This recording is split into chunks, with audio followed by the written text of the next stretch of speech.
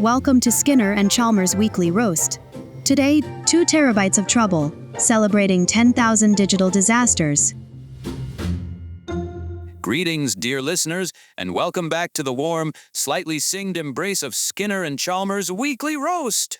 I am your host, Seymour Skinner, broadcasting live from the heart of Memafield, where the sun is shining, the pet volcano is gently burbling, and the scent of, well, let's call it culinary ambition, hangs in the air. That's one way to describe the smell of a fire extinguisher. And I'm your other host, Gary Chalmers, here to provide the geological and meteorological grounding to Seymour's atmospheric flights of fancy. Today, however, we are not here to discuss my latest sedimentary rock acquisition, nor the peculiar cumulonimbus cloud that Cumulus has been flirting with. We are here to celebrate a milestone, a truly staggering, digitally replicated milestone. Staggering is the word, Gary, a monument to persistence, a testament to the infinite possibilities of our domestic chaos.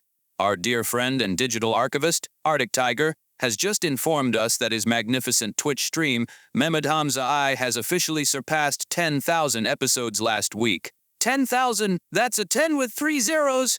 10,000. Let that number sink in, folks. 10,000 procedurally generated arguments in our kitchen. 10,000 ruined roasts. 10,000 instances of my AI counterpart asking you, with the patience of a Precambrian shield, what in God's name is happening in there. It's a digital epic, a modern-day Iliad, but with more smoke alarms and fewer Trojan horses. Though, that one episode where a giant wooden badger showed up at the door was certainly evocative. I want to extend our most profound, heartfelt gratitude to ArticTiger. The sheer dedication, the computational wizardry, it's nothing short of genius. It's certainly something. Artic mentioned the archive now takes up approximately 2 terabytes of storage space.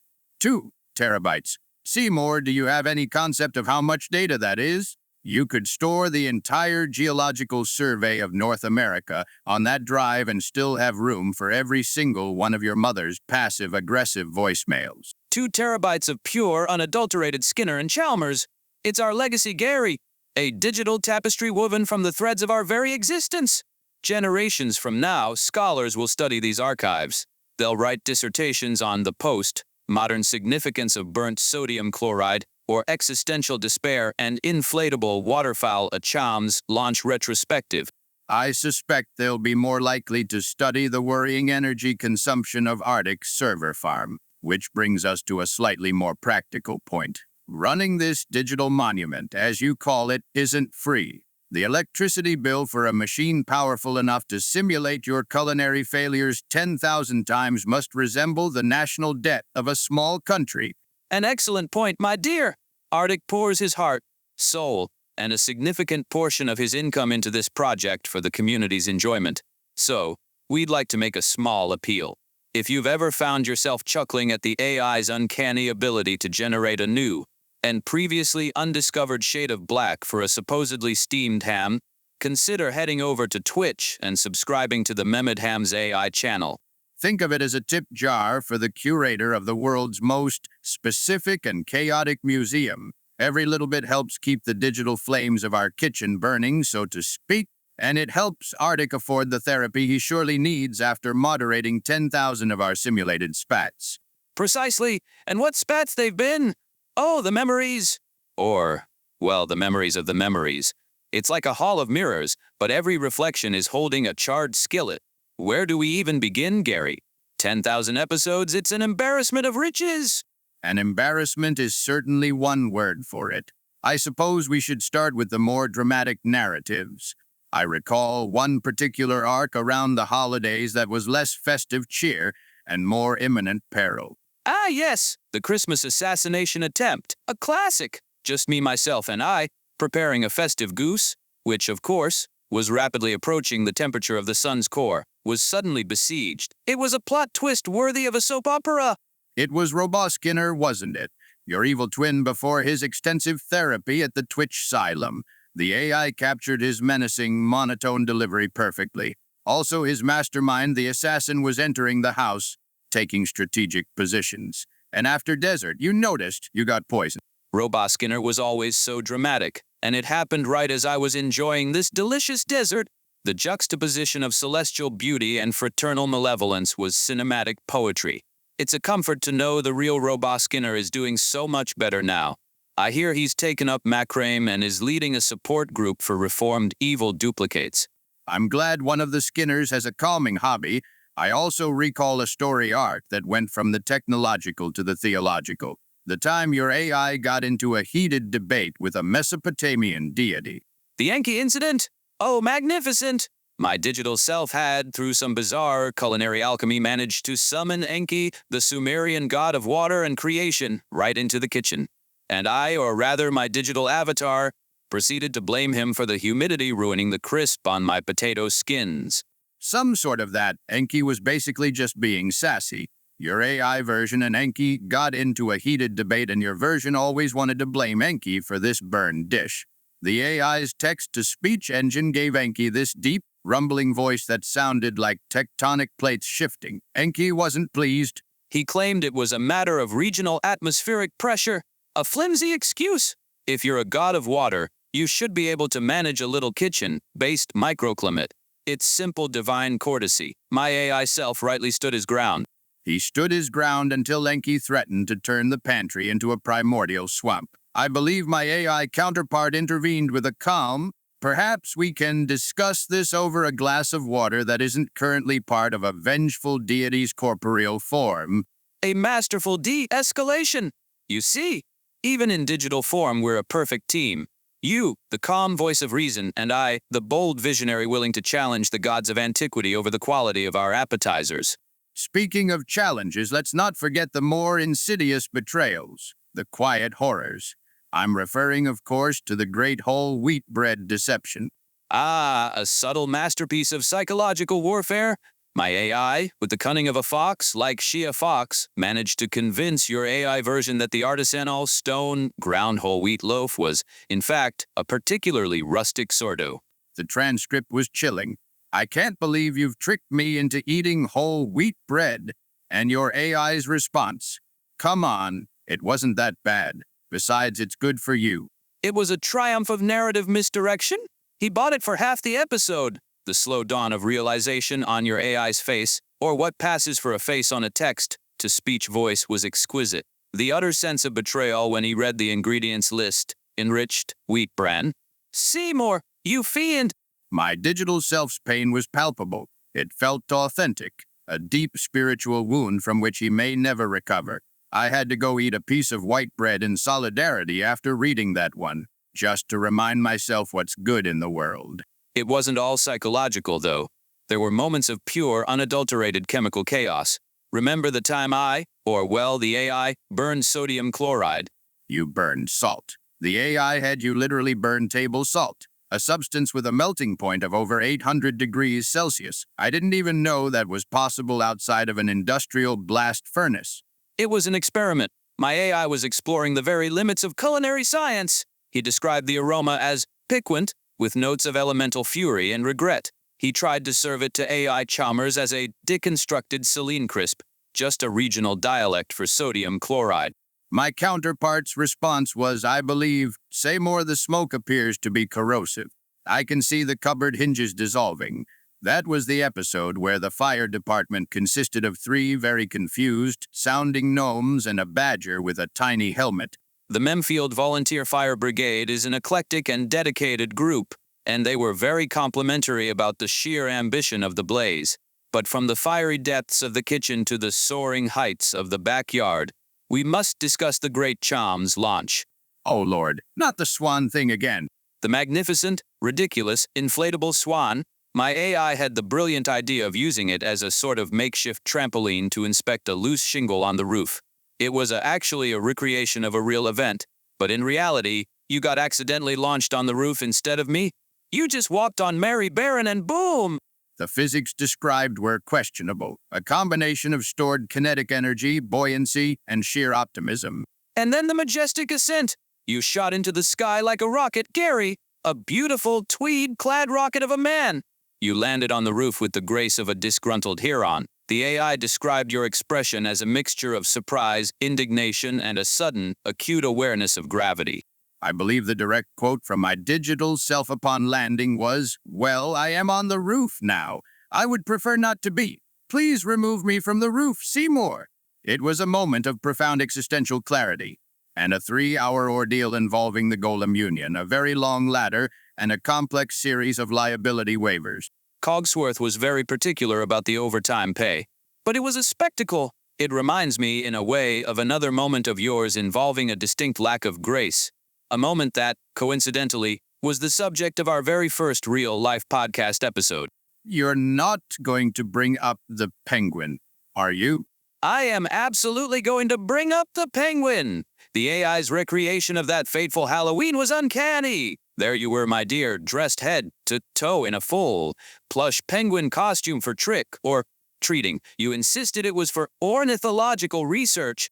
It was a very realistic costume. The limited peripheral vision and oversized feet were crucial for authenticism. They were also, as it turned out, a significant safety hazard when combined with a steep staircase. You tumbled down the entire flight of stairs, not falling so much as cascading. A flurry of black and white fluff, punctuated by muffled grunts. The AI generated the most wonderful series of thudding sounds. Thump, thump, thump, followed by a long, defeated sigh from the bottom of the heap. The children at the door were very concerned. One of them asked if penguins normally made that noise when they fell off an iceberg. I told them yes, it was a mating call. I don't think they were convinced.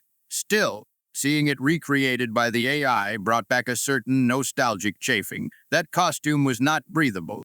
It was the birth of a legend. Besides, your penguin costume was our very first podcast episode on this channel. Indeed, it's been over a year now, and we have seen so much more adventures. Speaking of adventures, let's talk about physical comedy to surrealist intrusions. We have to talk about the Master Chief Lurking Chronicles. Ah, yes. The recurring bit where Master Chief would just appear in the surreal cupboard above the sink. The one that sometimes leads to a void of screaming hats. Or the one where Marvin the paranoid android sometimes show up. He'd just be standing there, helmet gleaming in the gloom. And he wouldn't say anything relevant to the conversation. My AI would be mid-soliloquy about the existential nature of a burnt casserole, and the cupboard door would creak open. A pause. Then, in that deep, stoic voice, Chief would just say something like, "I require a weapon." Or maybe even something like, "The Covenant fears the color beige." My favorite was when your AI was having a full-blown meltdown over a collapsed souffle, and Chief just poked his head out and said, "Sir, finishing this fight with dessert."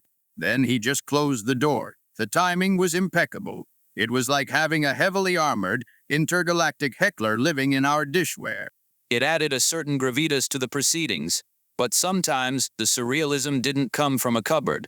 Sometimes it came from the food itself. The sentient food rebellion was a particularly trying time for my digital counterpart. You mean the episode where the side dish of glazed carrots gained consciousness and demanded equal billing on the menu? They didn't just demand it, Gary. They formed a union. They elected a particularly large carrot named General Root as their spokesperson. He gave this impassioned speech about being tired of living in the shadow of the main course. He said, and I quote, "We are more than just a colorful accompaniment.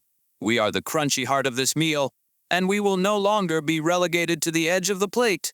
The mashed potatoes joined them in solidarity, and I mean mashed potatoes, not the walking, talking potato wielding 6 guns and saying, "I'm the potato bitch." It was a full-blown starchy uprising. My AI self had to negotiate a treaty. I believe the carrots were granted co-headliner status and the potatoes were given their own gravy boat. A landmark moment in culinary labor relations. It was far more stressful than the time your AI had that life-sized cardboard cutout of Helene Fischer. That was for a presentation on German Schlager music for the school's cultural fair. It was purely educational. Of course it was, dear, but the AI had it positioned in the kitchen for 6 full episodes, and my counterpart kept mistaking it for a real person. He'd offer it tea. He'd ask for its opinion on the drapes. At one point, he confided in it about his deepest fears regarding oven temperature fluctuations. It was a very high-quality, lifelike cutout. The AI's confusion was understandable. It was less understandable when it started referring to the cutout as Helga and claiming she was your cousin visiting from Düsseldorf. She was a wonderful conversationalist. Very stoic, a great listener. Better than the time that very posh British lady manifested in the kitchen just to deliver an announcement. Right, the one who sounded like she was announcing the shipping forecast for the BBC. She just faded into existence by the toaster, cleared her throat, and said, "Ahem, I've come to make an announcement. Shadow the Hedgehog is a bitch. He beep on my beep wife." That's right. He took his hedgehog fucking Quilly beep out, and he beep on my beep wife, and he said his beep was this big. And I said, "That's disgusting." Well, and so on, and then she just vanished. She roasted him completely. Shadow was so miffed about it. He spent a week muttering about unsolicited critiques from ethereal entities. It was a spectacular, unprompted burn, but not as spectacular as your own moment of glory, Gary. The day Superintendent Chalmers became Gigantendent Chalmers. Ah, yes, that was a good one. The AI decided that a radioactive meteorite, a lovely piece of chondrite, by the way, the composition was fascinating, had landed in our pet volcano Krakatoa. The resulting energy surge transformed me into a 200-foot-tall version of myself. You were magnificent. You strode through Memafield, a tweed-clad colossus. You saved the town from a rogue, sentient bouncy castle that was threatening the annual chili cook-off.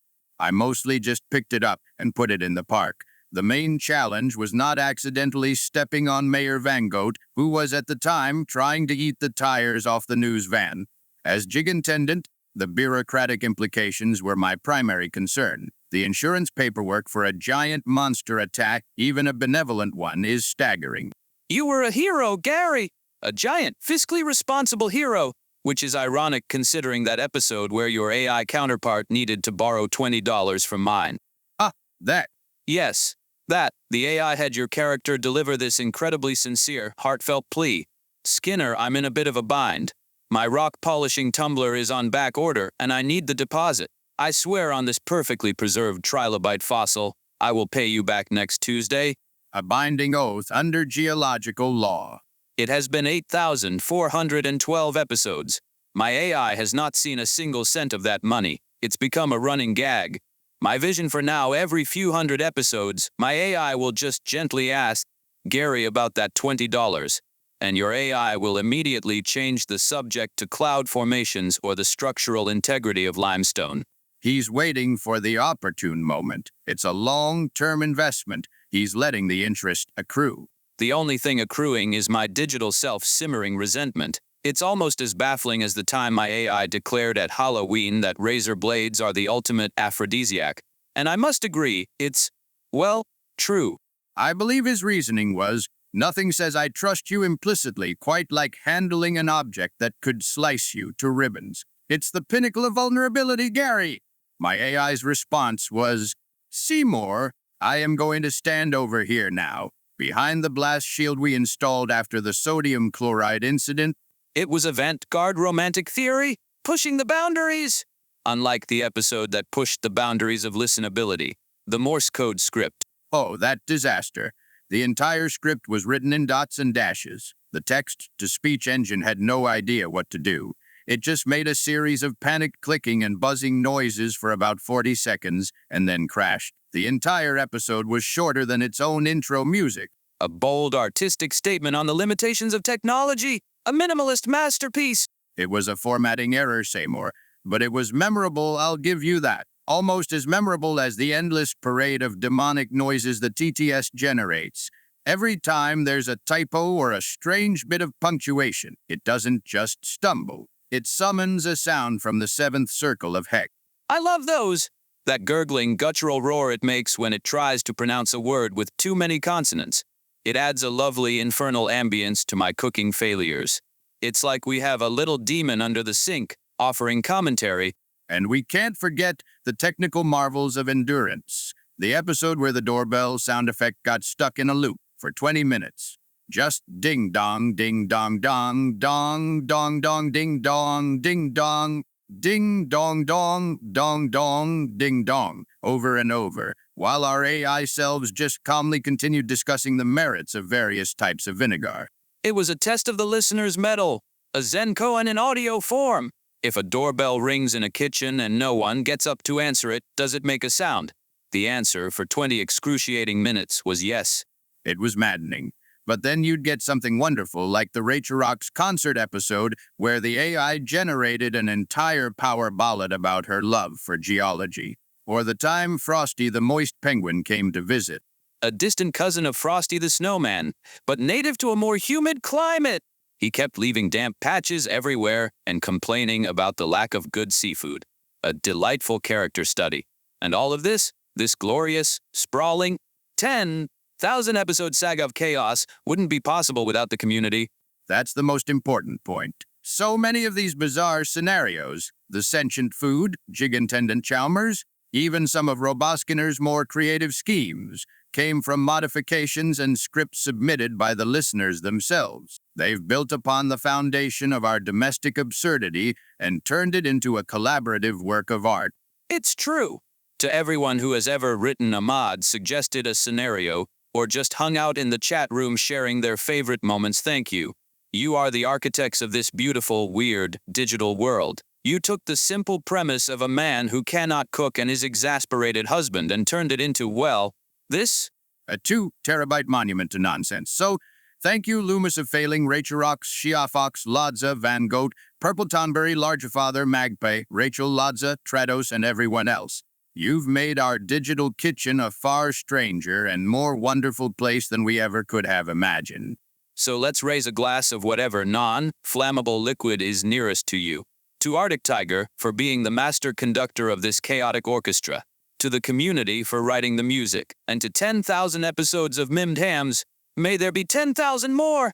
Arctic is going to need a bigger hard drive and possibly a therapist who specializes in digital trauma. But yes, to 10,000 more. Now, Seymour, I believe the real-life smoke alarm is making that beeping noise that means the batteries are low, or the kitchen is on fire again. It's about a 50-50 chance.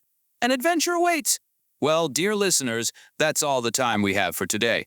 Join us next week for another installment of Skinner and Chalmers' Weekly Roast. Until then, keep your hams steamed and your superintendents grounded. And for God's sake, back up your data. Good night, Memfield.